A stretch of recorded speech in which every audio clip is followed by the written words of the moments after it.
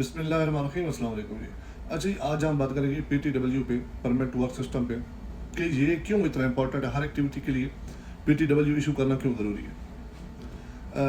सबसे पहले ये क्योंकि एक ऑथोराइजेशन डॉक्यूमेंट है, लीगल डॉक्यूमेंट है, तो इसका फ़ायदा ये होता है इशू करने का कि जब ये इशू होता है तो पता चलता है कि इसको एक्टिविटी को कैरी आउट कौन करेगा, कौन सा सुपरवाइज़र होगा, फोरमैन होगा, सेफ्टी सुपरवाइज कौन करेगा, और साइट इंजीनियर जो भी होगा या कंसर्न इंजीनियर होगा, ठीक है, एक्टिविटी का, वो इस चीज़ को इंश्योर करेगा कि जो सुपरवाइज इस एक्टिविटी को कर रहे हैं वो कम्पिटेंट हैं, ठीक है। क्योंकि हमारे परमिट के साथ रिस्क असेसमेंट भी होती है, मेथड स्टेटमेंट भी होती है, और टीबीटी का जो है रिकॉर्ड भी होता है, ट्रेनिंग का जो उसकी कंसर्न टास्क ब्रीफिंग होती है वो भी अटैच होती है। तो इस वजह से इस चीज़ को इंश्योर किया जाता है कि जो वर्क एक्टिविटी कैरी आउट हो रही है वो कम्पिटेंट लोग कर रहे हैं। सबसे पहले एक पॉइंट, अभी जाते हैं सेकंड पॉइंट पे, वो है रिस्क मैनेजमेंट।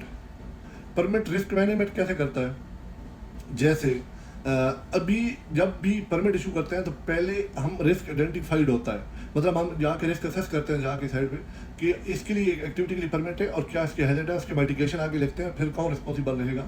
तो एक रिस्क कंट्रोल मेजर की एक टेक्निक है कि हम इसको रिस्क को कंट्रोल कर सकते हैं before starting the work. Otherwise अगर परमिट ना हो तो कोई भी जाके काम स्टार्ट कर दे, ना हैजर्ड असेस कर पाएगा, ना उसकी माइटिगेशन, ना उसे कंट्रोल मेजर पता होगा।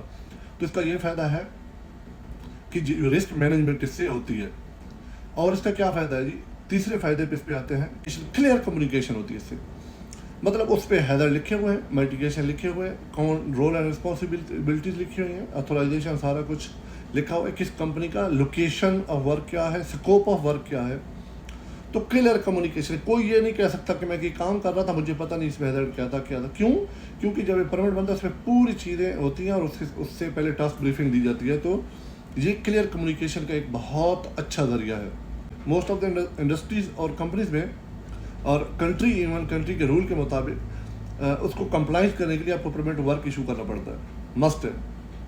तो उसको अगर नहीं आप कंप्लाइंस करते तो आपको जो है पेनल्टी या फाइन का सामना करना पड़ता है। तो इस वजह से भी ये इंपॉर्टेंट है। हम कैसे रेस्क्यू करेंगे, जब इमरजेंसी से हम डील कैसे करेंगे, तो वो भी पूरा परमिट इशू करने से पहले इसको चीज़ को इंश्योर किया जाता है और क्या क्या इसके रिस्क हैं और कैसे हम इसको डील करेंगे, ये भी इस पर भी हेल्प मिलती है परमिट की वजह से, क्योंकि उस पर पूरी डिटेल होती है। तो हम इमरजेंसी भी उसके हिसाब से डील कर सकते हैं, एक्टिविटी सारा कुछ पता होता है। उसके अलावा लास्ट पे मैं मोस्ट इम्पॉर्टेंट चीज़ बोलने वाला हूँ कि इसका इम्पोर्टेंस है रिकॉर्ड कीपिंग में।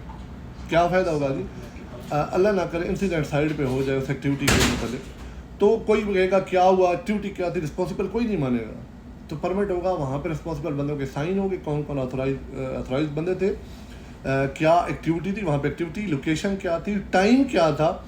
तो पूरी ये चीज़ इंसिडेंट इन्वेस्टिगेशन में हेल्पफुल होगी। और आपको पता है कि इंसिडेंट इन्वेस्टिगेशन कितनी इंपॉर्टेंट है, ये चीज़ तो एक पूरा टॉपिक इसको मैं बाद में डिस्कस करूँगा कि एक कंपनी में इंसिडेंट एक्सीडेंट इंजीनियर में रिकॉर्डिंग इन्वेस्टिगेशन कितनी ज़रूरी है, इस पर हम बाद में इंशाल्लाह बात करेंगे।